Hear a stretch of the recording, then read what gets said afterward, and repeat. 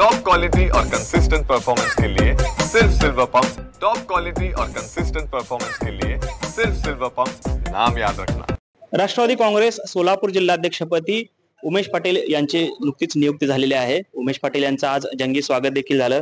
दादा, खरं तर जोरदार जंगी स्वागत झालं। जिल्हाध्यक्षांचं अशा पद्धतीचं स्वागत क्वचितच पाहायला मिळाल्याचं एकंदरीत चित्र आहे। कसं पाहताय आणि कशा पद्धतीचा यापुढचा कारभार आपला असणार आहे जिल्ह्याचा? एक माझं स्वागत हे खरंच आपण म्हणताय तशा पद्धतीने मलाही अपेक्षित नव्हतं, परंतु या जिल्ह्यातल्या सामान्य माणसांचं अजितदादांवर आणि पवार कुटुंबियावर मनापासून प्रेम आहे। आणि या जिल्ह्यामध्ये आता मी अनेक वर्षापासून काम करतोय। मी महाराष्ट्राचा युवकाचा अध्यक्ष म्हणून काम केलं मागच्या 7-8 वर्षापासून। या जिल्ह्यातलं माझं कामही इथले सर्व नागरिक लोक आणि कार्यकर्ते पाहतायत। त्यामुळं माझ्याकडं पक्षाचं नेतृत्व देण्यात यावं अशा पद्धतीची आंतरिक मनापासूनची भावना सामान्य कार्यकर्त्यांची होती आणि त्याप्रमाणे मला ती संधी मिळाली। अजितदादा आणि तटकरे साहेबांनी ती जबाबदारी माझ्यावर दिल्यानंतर या जिल्ह्यातल्या राष्ट्रवादीच्या कार्यकर्त्यांना मनापासून आनंद झाला आणि त्यामुळे ते सर्वांनी मिळून अतिशय उत्स्फूर्तपणे स्वागत केलं आणि त्याच्यामुळे माझ्यावरची जबाबदारी निश्चितपणे वाढलेली आहे। पक्षाचं गतवैभव मिळवून देणं आणि या जिल्ह्यातल्या सामान्य कार्यकर्त्यांना न्याय मिळवून देणं याच्याकरता मी निश्चितपणे प्रयत्न करणार आहे आणि सत्ता ही सर्वसामान्य लोकांच्या पर्यंत पोहोचवण्याचं काम मला मिळालेल्या जबाबदारीतून करणार। दादा, खरं तर एक मोठं आव्हान तुमच्या समोर असणार, कारण सर्वसमावेशकपणे जो न्याय देणं अपेक्षित आहे। कारण जिल्हाध्यक्षाला सर्व आमदार असतील, सर्व जिल्ह्यातले नेते आहेत, या सर्वांना। दुसरीकडे आपण जर पाहिलं, पार्श्वभूमी अशी आहे की विधानसभेला ज्या पद्धतीनं राजन पाटील विरुद्ध उमेश पाटील असा सामना जो पाहायला मिळाला, उमेदवार कदाचित वेगळे आहेत पण प्रत्यक्ष लीडरशिप जी आहे ती 2 पाटलांची होती आणि 2 पाटलांमध्ये हा संपूर्ण संघर्ष झाला। त्यांच्याशी कशा पद्धतीचं मिळतं जुळतं घेणार आहात? त्यांच्याकडून कशा पद्धतीचा रिस्पॉन्स येणं अपेक्षित आहे? कशा पद्धतीने हा सर्व पुढचं कामकाज असेल? मला जिल्ह्याची जबाबदारी दिलेली आहे, त्यामुळे संपूर्ण जिल्हा हे माझ्यासाठी कार्यक्षेत्र आहे। मोहोळ तालुका किंवा मोहोळ विधानसभा मतदारसंघ हा जो आहे तो माझा त्या ठिकाणचा त्यातला 11 तालुक्यापैकी एक असलेला तालुका आहे। त्यामुळे त्या एकट्या तालुक्याच्या संदर्भानं जिल्ह्याचं समीकरण मांडून आपल्याला चालणार नाही। माझ्या तालुक्यातली प्रश्न आणि परिस्थिती ही अतिशय वेगळी आहे। त्या ठिकाणी पक्षाच्या पलीकडे जाऊन तिथला जो सर्वसामान्य नागरिक आहे तो विचार करतो। तुम्ही म्हणताय ती गोष्ट खरी आहे की 2 पाटलांमध्ये संघर्ष त्या ठिकाणी आपण म्हणताय, परंतु तो 2 विचारांमधला संघर्ष होता आणि त्यामुळे तो विचारातला संघर्ष जो आहे तो कायमस्वरूपी त्या ठिकाणी राहणार। कारण मी एक सामान्य कुटुंबातला कार्यकर्ता आहे आणि मी अतिशय नम्रपणे लोकांच्या मतांचा आणि लोकांच्या भावनेचा आदर करणारा कार्यकर्ता आहे।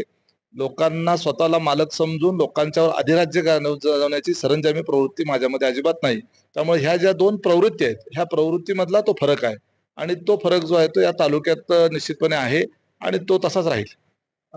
खरं तर पक्षांतर्गत ज्या निवडी असतील, नवीन बॉडी केव्हापर्यंत अस्तित्वात येणार आहे? कारण अनेकांना त्याची उत्सुकता आहे। गेल्या अनेक दिवसांपासून संघटनेच्या बाबतीत थोडीशी हलगर्जीपणा पाहायला मिळालेला होता। कशा पद्धतीने ही घडी सुरळीत करणार? खरं आहे, आपण म्हणतात ते मागच्या 8-9 महिन्यापासून जिल्ह्याला अध्यक्षपदच नव्हतं, त्यामुळं जिल्हा संघटनेमध्ये मरगळ आलेली होती, ही गोष्ट खरी आहे। आता माझ्याकडे जबाबदारी आलेली आहे आणि मला संघटनेच्या कामाचा दीर्घ अनुभव असल्यामुळे मला फार काही त्याच्यामध्ये अडचण येणार नाही। एका आठवड्याच्या आत, फार तर 2 आठवड्याच्या आत जिल्ह्याची कार्यकारिणी जी आहे ती तयार होईल। दुसरीकडे शक्तीपीठ महामार्गाला जो आहे तो शेतकऱ्यांकडून मोठ्या प्रमाणात विरोध होताना पाहायला मिळतो। विशेषतः बार्शी असेल या भागातल्या शेतकऱ्यांकडून विरोध होतोय। गेल्या 2 दिवसांपासून पोलीस आणि शेतकऱ्यांमध्ये बाचाबाची होते। आपण कशा पद्धतीने मध्यस्थी करणार आहात, समजूत काढणार आहात का, किंवा काय त्याच्यावरती सोल्युशन असणार आहे? शक्तीपीठ महामार्गाची खरंच आवश्यकता आहे, त्यामुळं माझा व्यक्तिशः आणि पक्षाच्या वतीनं शक्तीपीठ मार्गाला मी पाठिंबा देईल। कारण हा महामार्ग सोलापूर जिल्ह्यातून जातो, परत आमच्या मोहोळ मतदारसंघातून जातो आणि या जिल्ह्याच्या विकासाची जीवनरेखा म्हणून शक्तीपीठ महामार्ग भविष्य काळामध्ये आपल्याला प्रत्यक्षात अनुभवायला मिळणार आहे। आपल्याला नागपूर हे अत्यंत लांब असलेलं, दूर असलेलं, जिथं आपण कधीच जात नाही, जी राज्याची उपराजधानी आहे, ती कदाचित इथून आपल्याला 4-5 तासाच्या अंतरावर नागपूर त्या ठिकाणी येईल। पुण्यापेक्षा जवळ नागपूर वाटायला लागेल, अशी परिस्थिती त्या ठिकाणी निर्माण होईल। नागपूर, अमरावती ही जी मोठी विदर्भातली, मराठवाड्यातली आणखी काही शहर आहेत त्याच्याशी आपण जोडले जाणार आहोत। शक्तीपीठ मार्गाच्या निमित्तानं विकासाची प्रचंड मोठी गंगा ही आपल्या भागात येणार आहे। ती भविष्य काळामध्ये विरोध करणाऱ्यांच्याही ते लक्षात येईल। रेल्वे असतील, हे मोठे महामार्ग असतील, हे धरणं असतील मोठी हे सगळे झाले म्हणून आज आपला महाराष्ट्र विकसित होऊ शकला. मोठे मोठे उद्योग येत असताना, धरणं बांधली जात असताना, रस्ते बांधले जात असताना शेतकऱ्यांच्या किंवा कोणाच्या तरी जमिनी या ठिकाणी संपादित कराव्याच लागतात. जर हे केलं नाही तर मग विकासाचे मोठे प्रकल्प कसे उभे राहणार. त्यामुळं या संदर्भात जर शेतकऱ्याला मोबदला कमी मिळत असेल तर त्याला मात्र निश्चितपणे आम्ही शेतकऱ्यांच्या बाजूने तिथं उभं राहू. त्या ठिकाणी शेतकऱ्यांवर अन्याय होऊ दिला जाणार नाही याची काळजी नक्कीच त्या ठिकाणी घेतली गेली पाहिजे.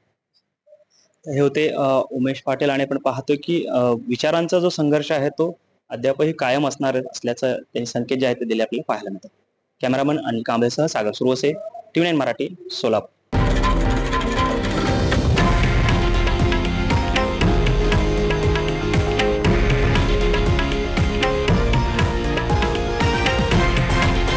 हे आहे देशातील नंबर 1 न्यूज नेटवर्क आणि आपण पाहत आहात TV9 मराठी, एकमेव.